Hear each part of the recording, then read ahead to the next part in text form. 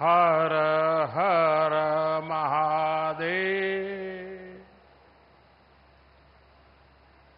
श्री कांची कामकोटि पीठम के शंकराचार्य जी, पूज्य जगत गुरु श्री शंकर विजेंद्र सरस्वती जी, उत्तर प्रदेश की राज्यपाल आनंदीबेन पटेल, मुख्यमंत्री श्रीमान योगी आदित्यनाथ जी, उप मुख्यमंत्री ब्रजेश पाठक जी, शंकरा आई फाउंडेशन के आरवी रमणी जी, डॉक्टर एसवी बालासुब्रमण्यम जी, श्री मुरली कृष्णमूर्ति जी, रेखा झुंझुनवाला जी, संस्था से जुड़े अन्य सभी सदस्यगण, देवी और सज्जनों,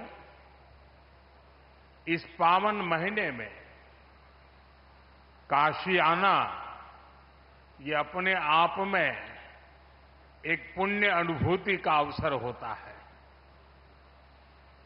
यहां अपने काशीवासी तो है ही, संतजनों और परोपकारियों का भी संग है। इसे सुखद संयोग भला क्या हो सकता है। अभी मुझे परम पूज्य शंकराचार्य जी के साथ दर्शन का, प्रसाद पाने का और आशीर्वाद प्राप्त करने का सौभाग्य मिला है। उनके आशीर्वाद से ही आज काशी को, पूर्वांचल को एक और आधुनिक अस्पताल मिला है। भगवान शंकर की नगरी में आरजे शंकरा नेत्र अस्पताल आज से जन जन के लिए समर्पित है। मैं काशी के, पूर्वांचल के सभी परिवारजनों को बहुत बहुत बधाई देता हूं। साथियों, हमारे शास्त्रों में कहा गया है, तमसो मां ज्योतिर्गमय, यानी अंधकार से प्रकाश की ओर ले चलो। ये आरजे शंकरा नेत्र अस्पताल वाराणसी और इस क्षेत्र के अनेकों लोगों के जीवन से अंधकार दूर करेगा, उन्हें प्रकाश की ओर ले जाएगा। मैं अभी इस नेत्र अस्पताल को देखकर आया हूं। एक प्रकार से ये आध्यात्मिकता और आधुनिकता का संगम है। ये अस्पताल बुजुर्गों की भी सेवा करेगा और बच्चों को भी नई रोशनी देगा। यहां बहुत बड़ी संख्या में गरीबों को मुफ्त इलाज मिलने वाला है। ये नेत्र अस्पताल यहां के युवाओं के लिए रोजगार के भी नए अवसर लेकर आया है। यहां मेडिकल कॉलेजों के छात्र इंटर्नशिप कर पाएंगे, प्रैक्टिस कर पाएंगे। सपोर्ट स्टाफ के तौर पर भी यहां के अनेकों लोगों को काम मिलेगा। साथियों, शंकरा आई फाउंडेशन के इस नेक काम से जुड़ने का इसके पहले भी मुझे अवसर मिला है। मैं जब गुजरात का मुख्यमंत्री था, तब वहां भी शंकरा नेत्र अस्पताल खुला था और आपके गुरुजी के सानिध्य में मुझे उस काम को अवसर मिला था और आज मुझे आपके सानिध्य में इस कार्य का अवसर मिला है। और मेरे लिए एक बहुत संतोष का विषय है। वैसे पूज्य स्वामी जी ने बताया भी, मेरा एक और सौभाग्य रहा है। श्री कांची कामकोटि पीठाधिपति जगतगुरु शंकराचार्य चंद्रशेखर सरस्वती महास्वामी लिंग मिगल का मुझ पर बड़ा आशीर्वाद रहा। परमाचार्य जी को अनेक बार उनके चरणों में बैठने का मुझे सौभाग्य मिला था। परम पूज्य जगतगुरु शंकराचार्य श्री जयेंद्र सरस्वती स्वामीगल जी का मुझे बहुत स्नेह मिला। उनके मार्गदर्शन में मैंने अनेक कार्यों को पूरा किया और अब जगतगुरु शंकराचार्य श्री शंकर विजेंद्र सरस्वती जी का भी मुझे सानिध्य मिल रहा है। यानी एक प्रकार से 3 गुरु परंपराओं के साथ नाता जुड़ना, इससे बड़ा जीवन का सौभाग्य क्या हो सकता है। ये मेरे लिए व्यक्तिगत तौर पर बहुत बड़े संतोष का विषय है।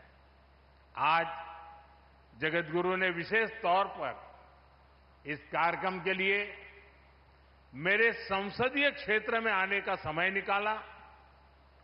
मैं यहां के जनप्रतिनिधि के रूप में आपका स्वागत करता हूं और आपका आभार भी प्रकट करता हूं।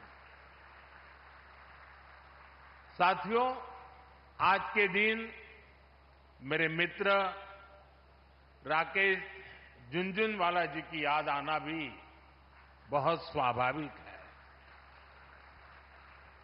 व्यापार जगत में उनकी एक छवि से तो दुनिया परिचित है और दुनिया उनकी बहुत चर्चा भी करती है, लेकिन वे सेवा कार्यों से कैसे जुड़े थे वो आज यहां दिखाई देता है। अब उनकी इस विरासत को उनका परिवार आगे बढ़ा रहा है। रेखा जी काफी समय दे रही हैं और मुझे खुशी हुई कि आज मुझे राकेश जी के पूरे परिवार से भी मिलने का मौका मिल गया। मुझे याद है, मैंने शंकरा आई हॉस्पिटल और चित्रकूट आई हॉस्पिटल दोनों संस्थानों से वाराणसी आने का आग्रह किया था। मैं दोनों संस्थानों का आभारी हूं कि उन्होंने काशी वासियों का आग्रह का मान रखा। बीते समय में मेरे संसदीय क्षेत्र के हजारों लोगों का चित्रकूट आई हॉस्पिटल में इलाज किया गया है। अब यहां के लोगों को वाराणसी में ही 2 नए आधुनिक संस्थान मिलने जा रहे हैं। साथियों, काशी की पहचान अनंत काल से धर्म और संस्कृति की राजधानी के रूप में रही है। अब काशी यूपी के पूर्वांचल के बड़े आरोग्य केंद्र, हेल्थ केयर हब के रूप में भी विख्यात हो रहा है। बीएचयू में ट्रॉमा सेंटर हो, सुपर स्पेशलिटी अस्पताल हो, दीनदयाल उपाध्याय अस्पताल और कबीर चौरा अस्पताल में सुविधाएं बढ़ाना हो, बुजुर्गों के लिए, सरकारी कर्मचारियों के लिए विशेष अस्पताल हो, मेडिकल कॉलेज हो, ऐसे अनेक कार्य काशी में बीते 1 दशक में हुए हैं। आज बनारस में कैंसर के इलाज के लिए भी आधुनिक अस्पताल है। पहले जिन मरीजों को दिल्ली, मुंबई जाना पड़ता था, आज वे यहीं अच्छा इलाज करा पा रहे हैं। आज बिहार, झारखंड, छत्तीसगढ़ और देश के अन्य हिस्सों से भी हजारों लोग यहां उपचार के लिए आते हैं। हमारी मोक्षदायिनी काशी अब नई ऊर्जा के साथ, नए संसाधनों के साथ नव जीवनदायिनी भी बन रही है। साथियों, पहले की सरकारों के समय वाराणसी समेत पूर्वांचल में स्वास्थ्य सुविधाओं को जमकर नजरअंदाज किया गया। हालात ये थी कि 10 साल पहले पूर्वांचल में दिमागी बुखार के इलाज के लिए ब्लॉक स्तर पर उपचार केंद्र तक नहीं थे। बच्चों की मृत्यु होती थी, मीडिया में हो हल्ला होता था, लेकिन पहले की सरकारें कुछ नहीं करती थी। मुझे संतोष है कि बीते दशक में काशी ही नहीं, पूर्वांचल के पूरे क्षेत्र में स्वास्थ्य सुविधाओं का अभूतपूर्व विस्तार हुआ है। आज पूर्वांचल में दिमागी बुखार का इलाज करने के लिए 100 से अधिक ऐसे केंद्र काम कर रहे हैं। 10 सालों में पूर्वांचल के प्राथमिक और सामुदायिक केंद्रों में 10,000 से अधिक नए बेड जोड़े गए हैं। 10 सालों में पूर्वांचल के गांवों में 5,500 से अधिक आयुष्मान आरोग्य मंदिर बनाए गए। 10 साल पहले पूर्वांचल के जिला अस्पतालों में डायलिसिस तक की सुविधा नहीं थी। आज 20 से अधिक डायलिसिस यूनिट्स का काम कर रही है, जहां मरीजों को यह सुविधा मुफ्त मिल रही है।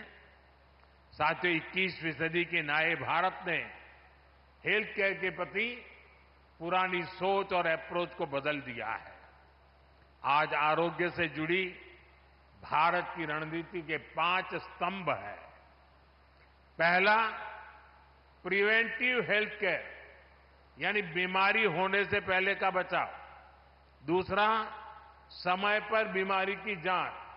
तीसरा, मुफ्त और सस्ता इलाज, सस्ती दवाएं। चौथा, छोटे शहरों में अच्छा इलाज, डॉक्टरों की कमी दूर करना। और पांचवा, स्वास्थ्य सेवा में टेक्नोलॉजी का विस्तार। साथियों, किसी भी व्यक्ति को बीमारी से बचाना भारत की स्वास्थ्य नीति की बड़ी प्राथमिकता है, स्वास्थ्य क्षेत्र का पहला स्तंभ है। बीमारी गरीब को और गरीब बनाती है। आप जानते हैं, बीते 10 साल में 25 करोड़ लोग गरीबी से बाहर निकले हैं। एक गंभीर बीमारी इन्हें फिर से गरीबी के दलदल में धकेल सकती है। इसलिए बीमारी हो ही नहीं, इस पर सरकार बहुत जोर दे रही है। इसलिए हमारी सरकार साफ सफाई, योग, आयुर्वेद, पोषक खान पान, इन सारे विषयों पर खास ध्यान दे रही है। हम टीकाकरण अभियान को भी ज्यादा से ज्यादा घरों तक ले गए हैं। 10 साल पहले तक ये स्थिति थी कि देश में टीकाकरण का कवरेज 60% के आसपास ही थी, यानी करोड़ों बच्चे तो टीकाकरण के दायरे में ही नहीं थे। और टीकाकरण का यह दायरा हर साल सिर्फ 1-1.5% की गति से बढ़ रहा था। अगर ऐसे ही चलता रहता तो हर क्षेत्र को, हर बच्चे को टीकाकरण के दायरे में लाने में 40-50 साल और लग जाते। आप कल्पना कर सकते हैं कि ये देश की नई पीढ़ी के साथ कितना बड़ा अन्याय हो रहा था। इसलिए सरकार बनने के बाद हमने बहुत ही बड़ी प्राथमिकता के बच्चों के टीकाकरण को दी, उसकी कवरेज बढ़ाने को दी। हमने मिशन इंद्रधनुष शुरू किया। हमने एक साथ कई सारे मंत्रालय को इस काम में लगाया। नतीजा ये आया कि न केवल टीकाकरण कवरेज की दर बढ़ी, बल्कि ऐसी करोड़ों गर्भवती महिलाओं का, करोड़ों बच्चों का टीकाकरण हुआ जो पहले इससे छूट जाते थे। भारत ने टीकाकरण पर जोर दिया। उसका बहुत बड़ा फायदा हमें कोरोना के दौरान मिला।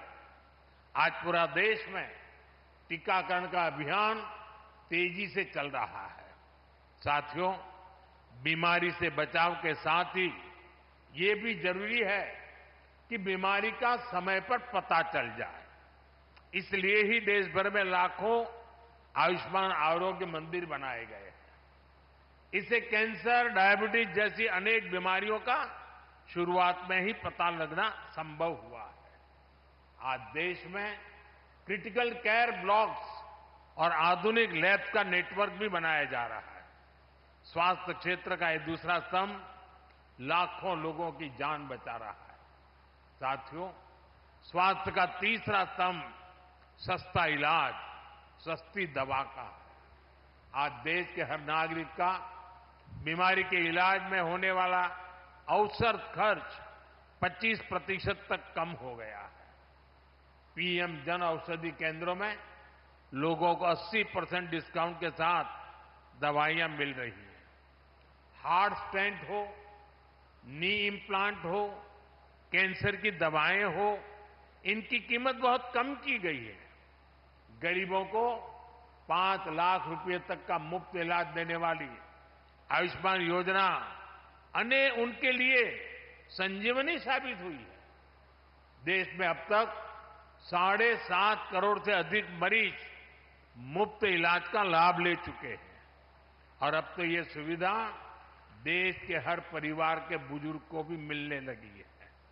साथियों, स्वास्थ्य क्षेत्र का चौथा स्तंभ इलाज के लिए दिल्ली, मुंबई जैसे बड़े शहरों पर निर्भरता कम करने वाला है। एम्स हो, मेडिकल कॉलेज हो, सुपर स्पेशलिटी अस्पताल हो, बीते दशक में छोटे शहरों तक ऐसे अस्पताल हमने पहुंचाए हैं। देश में डॉक्टरों की कमी को दूर करने के लिए बीते दशक में मेडिकल की हजारों नई सीटें जोड़ी गई हैं। अब हमने तय किया है कि आने वाले 5 साल में 75,000 और सीटें जोड़ी जाएगी। साथियों, स्वास्थ्य क्षेत्र का 5वां स्तंभ टेक्नोलॉजी के माध्यम से स्वास्थ्य सुविधाओं को और सुलभ करने वाला है। आज डिजिटल हेल्थ आईडी बनाई जा रही है। ई संजीवनी ऐप जैसे माध्यमों से घर बैठे ही मरीजों को परामर्श की सुविधा दी जा रही है। मुझे खुशी है कि अब तक 30 करोड़ से ज्यादा लोग ई संजीवनी ऐप की मदद से कंसल्टेशन ले चुके हैं। हम ड्रोन टेक्नोलॉजी से भी स्वास्थ्य सेवाओं को जोड़ने की तरफ आगे बढ़ रहे हैं। साथियों, स्वस्थ और समर्थ युवा पीढ़ी विकसित भारत के संकल्प को सिद्ध करने वाली है। मुझे बहुत खुशी है कि इस मिशन में पूज्य शंकराचार्य जी का आशीर्वाद हमारे साथ है। मैं बाबा विश्वनाथ से प्रार्थना करता हूं कि स्वस्थ और समर्थ भारत का ये मिशन यूं ही सशक्त होता रहे। और आज जब मैं पूज्य शंकराचार्य जी के चरणों में बैठा हूं, तब मेरे बचपन की कुछ यादें भी मुझे आज आ रही हैं।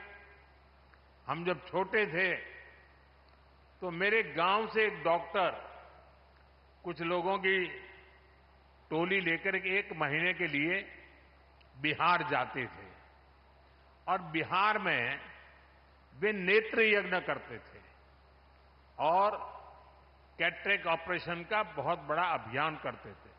हर साल 1-1 महीना देते थे। तो मेरे गांव से कई लोग वॉलेंटियर के रूप में जाया करते थे। मैं बचपन में इन चीजों से परिचित था और बिहार में इसकी कितनी जरूरत थी मैं उस समय जानता था। तो आज मैं पब्लिकली पूज्य शंकराचार्य जी से प्रार्थना करता हूं कि वैसा ही एक शंकरा नेत्र अस्पताल बिहार में भी हम करें, क्योंकि मेरी बचपन की वो स्मृतियां मुझे लगता है कि बिहार के लोगों की बहुत बड़ी सेवा होगी।